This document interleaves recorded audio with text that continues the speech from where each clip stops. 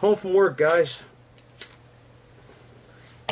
Yeah, another one of those videos of me in the dark. I know. I wanted to talk about a couple of things. I have a car that came in that I was gonna do a video on, but then it's just too stupid to do a video on it. There's no big deal. You know what I mean? I want to try to offer you guys content that's interesting. But then something happened. I post some stuff on Facebook, right? I didn't post it on. I don't think I posted this on my page, my actual page. I posted it in a group. So, one of the automotive groups that I joined. What it was, and I'm gonna go real quick and simple here. Is it's a vehicle that was purchased by a friend of mine's wife. Okay, used, obviously, over 100,000 miles. Chevrolet Venture, 2003. The car, the vehicle progressively started running worse and worse as she's had it. So finally, my buddy said, "I'm taking this down to the shop," and you know he's next door to me, so his shop is next door to mine. So he brings the thing down, and he's like, "You need to look at this for my wife." He's like, "It's messed up." I was like, "Okay, no problem." So he drops it in the shop, and I go in and start it up, and it's missing bad, man. It's flash and check engine light initially, start up and all that stuff. It's running bad. So next thing is I want to see what cylinders are missing. It didn't give me a specific code, of course. Never does when you want it. I had a misfire for on the counts. I had a misfire on number 1 cylinder mainly. Then I had a couple of misfires, much less, but I had misfires on a few other cylinders as well. So I have no history on this vehicle. Neither do they. They don't know the maintenance, that was done. Nothing at all. So at this point, what I want to do is I want to check it quickly. Okay. So again, I diaged this thing in 5 minutes. Okay, it wasn't a big deal, and it's not a big deal. The video is not even really about the diag or anything like that. Now, I'm going to show you because I know you guys love it so much, but I'm going to show you. The video is actually about the fact that afterwards I posted this up in a Facebook group that I belong to, and all I did was just like a little write up on it, and I just thought it was cool, like something. I didn't think it was really worthy of a video, but I thought it was something neat, whatever, for guys to see. I'm going to just run you quickly through the diag first, and I'm going to talk about that. The diag included doing a current ramp on the starter circuit, which is basically what I'm doing. Is I'm doing a relative compression check, is what it's called. I want to know if the integrity of the engine is any good. Okay, so disable fuel, simple enough on that. Hold the throttle open, crank it over 10 seconds or whatever, and go look at my waveform on the Pico. That's what I did. I didn't see any issues. Okay, nothing mechanical that I thought was going to. I didn't see any mechanical problem. Meaning, let me put it another way. I didn't see any cylinders that weren't even. Okay, so I didn't see a drop in a cylinder or anything like that, compression issues. So I left it at that. Move on. At that point, I went to the next easiest thing, which was to do a current ramp real quick on the coils. These things are kind of pain in the neck on them, but that was easy enough. I could get to the power feed to the coil circuit, so I current ramped it. I saw no issues there. I think I have a photo of the. I thought I had one. I may not. I'll check real fast and see here. There's some other waveform. There's some other stuff on here. The green trace penal mine too. I'm learning or attempting to learn some stuff with pressure transducer testing here. This was just a vacuum on the intake that I was checking. Well, not checking, just capturing. In any case, red is what I was looking at. That's my current coil ramp. My coil current ramp. I can't speak anymore. All right, so I obviously zoomed in on these. I didn't see any shorted coils or anything like that. No problems there. This is my sync for number 1 cylinder. This is a waste spark system, guys. Okay, so at that point, I'm trying to do the quickest testing we can do here, right? I want to get right to the heart of it. What's wrong with it? I got my my secondary lead hooked up the Pico on number 1 cylinder, because that was, like I said, the one where I had the worst miss. While I was in there, I noticed I smelled fuel. you know, while I was like leaning over the engine, and I noticed that the fuel pressure regulator, though very minor, is leaking a little bit, and I was like, well, that may be contributing to the misfires on the other cylinders, but this cylinder's definitely, you know, screwed up. I mean, it's very slight leak on the fuel pressure regulator, which I did replace. But before I do any replacing of parts, I want to know the whole story, right? So at this point, I go to my secondary, and this is what I had right here. Okay. So, this is no good. Okay, we're broke. Determined that it's a spark plug issue. All right, it's definitely a secondary ignition problem. We got a spark plug problem here. The customer told me if it needs, you know, if you find anything where it's, you know, minor, if it needs to tune up or anything like that, he's like, just, you know, throw plugs and wires on it. I want to change that stuff so I know it's good. I said, fine. I said, let me determine it first, and we'll make sure. So that's what I did. I changed the plugs. Now it happened. This is just kind of that plug. Let me take a quick look. I have it here. I am just gonna pull this up here, right here. Take a look at that plug and notice the threads. See the damage here? This is aluminum. This is from the head. This plug took me over 2 hours to get out of the vehicle. I worked it back and forth, sprayed it, just everything. I thought somebody cross-threaded it in there and forced it all the way in. It was just horrendous to get this thing out. As you can see, I'm sure you guys can see it's in really, really good shape. This was an original plug, as it turned out. Number one is on the back of the engine. Well, this is transverse. It's on the right side of the engine towards the firewall, like under the alternator. Pain in the neck to get to. You can't like look in there really. You can't really see much. So yeah, this was a pain to get out of this truck. All right. So at least I knew I wasn't guessing. Okay. I wasn't guessing. All right. So this is the pattern that I had after the plug was replaced, and then I just did this to verify that I'm good. I put the plugs and wires in the other cylinders, and obviously changed the wires on all the cylinders, and then started it up again and verified that I had no more misfire counting, no more problems. Truck ran beautiful. So that's the diag, that's the repair. The repair took over 2 hours because of that plug. If it wasn't stuck in there and damaged, I had to rethread, I had to retap, or well, not really retap, but clean the threads up on the cylinder head, and then make sure that when I screwed the new plug in that it was okay. And it was only like 3 threads that were damaged, so I cleaned them up with a chaser, and that was that.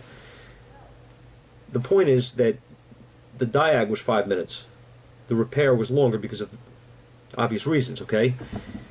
So I posted this up on this Facebook group. Just figured it was something different, something cool. They really don't do much of this stuff on that group, and I just thought it was something they'd like to see, so I put it up there. I regret it. I regret putting it up there. What happened was, I had a guy that came on, and he said, I don't really see the difference between the two patterns. Well, I'm going to do this, just so we're cool here. I'm going to do this. There you go. There's the bad one, there's the good one. Does anybody out there see a difference that's not a mechanic? It's not a tech? Anybody? I know these pictures are crap, by the way, guys. I'm very sorry about that. It's the best I could do right now. I don't have my my original pattern here, so I'm sorry about that. But just look at the patterns. Can you guys see any difference, or do they look exactly the same? He said they look the same to him. He doesn't see any difference. So I don't know. This guy is a tech. He's a professional tech. He doesn't see a difference. So, okay, fair enough. So what I did was I explained to him what I'm looking at, and then I said to him, I said, let me post something for you that might help. He's like, I'm not familiar with that stuff. Okay, fine, that's fine, no problem. Let me post something that might help. And I was trying to be really nice to the guy, like to show him,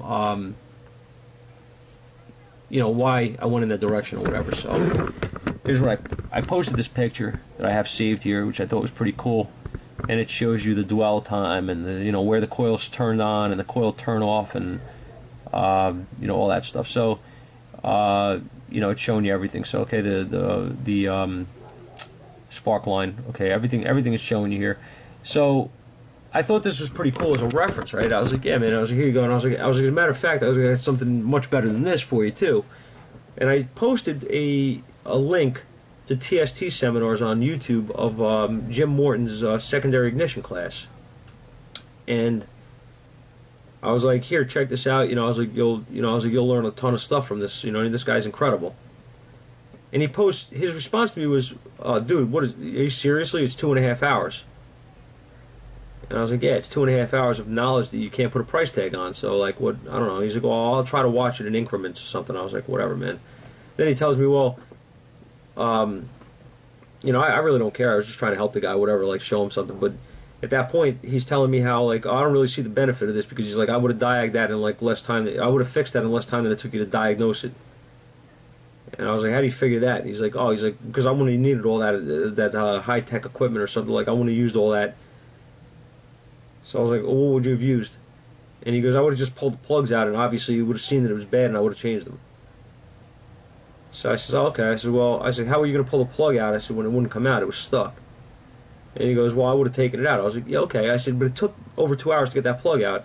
I said, because I didn't want to damage anything. I was going back and forth, spraying it up. Like, I was like, it wasn't like it was, like right there and just pop it out and here, okay, it's broke, it's whatever, it's no good. It wasn't like that. It was a pain in the ass to get that out. So why would I want to waste 2.5 hours taking that out if I was going in the wrong direction? And meanwhile, you're talking about not using a scope at all on this car, right? So you never did a current ramp on it, to check the relative compression.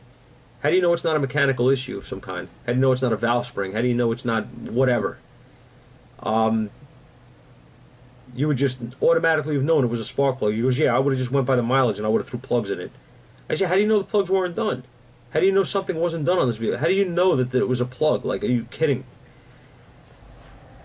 So that, I just left it. I ended up just leaving it alone. My point is that that's why I'm making the video, because I've been seeing this stuff a lot. Like, I saw some guy, like, heckling Paul Danner, on a post that he made about a, what the hell was it? I forget, guys. It was a Taurus or something that he did, I think, and he was talking about, like, he got paid for the diag or whatever, like, and he fixed it, and within a few minutes, and some jerk was on there, like, talking about how well, he only took him 10 minutes, and why should he get paid for a full hour's labor or whatever? And it's like, are you kidding me, dude? Like, you're paying for knowledge too. Like, you're not just paying for the time. You know what I mean? How about the equipment, the training, the time? I mean, come on, man. So what really I'm trying to get at is that people are freaking closed-minded out there, and I really don't understand the mentality that's out there, especially with the techs. Like, guys that are in this field should know better. You're basically like, he's telling me he's not knocking me, but, like, he's knocking me because he's telling me basically that I'm an idiot for spending $2,000 on a scope equipment and stuff, and going out there and using a scope to save me time. Why would you even say that? You know what I mean? Whatever, man. My thing is that this car was diagnosed within 5 minutes. We fixed it 2 hours later, but it's fixed. Okay, we didn't waste any time doing anything that we didn't have to do. So if I would have, by going by his thoughts, if I would have pulled the plug out of this thing, and obviously it wouldn't come out, I had to break my back to get it out, and I spend all that time and I take it out, and that plug was not the problem. Say somebody popped the plug in there already. I don't know what was done to this truck. I never worked on it. Say somebody had this problem, they popped the plug in and it didn't fix it. Now who's the jerk? You know what I'm saying? What if it's an injector? What if it's whatever? Point being that I try to learn and use things that are going to save me time, like most of the guys in this business do. The guys that actually want to do things the right way. Paul Danner is another guy that does things the right way. He goes out and the guy's a teacher, you know what I mean? So he's actually teaching this stuff to people on a daily basis, but he's also teaching people on YouTube. He's putting these videos up to teach. And you got guys heckling him, so I guess I shouldn't feel bad, but I don't understand it, man. I don't understand it. the fact that today, especially with the technology that's out there and the way cars are built, it's very hard to get the things. A lot of times it's very hard to access parts. So you do non-intrusive testing with a meter, scope, test light, whatever. But know your enemy, right? And know the weapon you need to fight your enemy. I mean, that's why I spend the time I spend trying to learn this stuff, trying to learn more stuff. I'm definitely, nothing special when it comes to this, that's for sure, but I'm trying. You know what I mean? I'm putting time into trying to learn. I don't understand how guys could be closed-minded to this stuff and just say like that it's useless or that I would have never needed that. It's just common sense of what's wrong with the car. You do this for a living. What are you telling me? Like that you go out there and you, listen to it. Oh, yeah, it needs this. Just pop it in. Oh, it's got a PO 455. Yep. Put a fuel cap on it. That's gonna fix it. Yeah, it might fix it 1 out of 20 times. Come on. I mean, I don't understand, man. This is the stuff that frustrates me with this business, is that people are so freaking closed-minded when it comes to it comes to text. Like, is it a pride thing, like an ego thing that everybody's got to be? I could have did it this way, and I could have did it better than you. I don't see that with the guys on the top levels. I don't see that. The higher level guys that know what they're doing don't do that to each other, man. They don't criticize each other. They work with each other, and they strengthen each other by working as a unit, relying on each other, calling each other, networking with each other, making videos with each other. They don't criticize each other, man, for thinking or for trying to figure a better way to, build a better mousetrap, so to speak, right? But you got these guys that know nothing. They criticize guys that are actually trying to do better or trying to teach something or whatever. That's a big problem too, I just wanted to share this and show you guys and get your thoughts, because I'm curious, and tell me the truth. You don't have to worry about hurting my feelings. It's long past for me. Ain't gonna hurt my feelings. But I'm just trying to do the right thing, right? I'm trying to do things the fastest way possible to get to the root cause. Why waste time? Why start throwing parts at it? I think it's this. I think it's that. Testing. The oscilloscopes give us the advantage of non-intrusive testing to components that could be a real pain in the ass to get to, and they give us that ability within minutes, usually. Okay? If we know what we're looking at, which is not always the case for me, and unfortunately, I'm working on it. This stuff is all, not with everything, but I'm trying to learn the pressure transducers and the vacuum waveforms and stuff like that. I need to learn that stuff. It's, I'm starting to catch on a little bit, I guess, with some of it. The in-cylinder, I'm learning. The vacuum waveforms, I'm a little I'm working on it. And I got a nice guy that's trying to help me out. A couple nice guys, actually, that are trying to help me out to teach me. So it's, this is what I mean. People that are like-minded network together and want to do the right thing. So we'll try to help each other. But I don't know. I just thought this was interesting to post up as a video now because of the comments. You know what I mean? And like I said, with that whole thing with that I saw with Paul, I'm not real close friends with Paul or anything like that. I mean, we've talked maybe a couple times on Messenger or whatever, but on online. I mean, we've had a couple of talks or whatever little things, but it's not like I'm here like he's my buddy and you whatever. Like I'm not. Just it's offensive because as a tech, you know what he does. You know what I'm saying? And to see some jerk come out there and tell him that he robbed the guy or whatever he said some stupid stuff, man. Another typical mechanic taking advantage of somebody. Taking advantage. The guy fixed the car in 5 minutes or 10 minutes that 3 other shops couldn't figure out. So how's he taking advantage? He got his hours of labor and he was on his way, and that was that or whatever. So I mean, come on.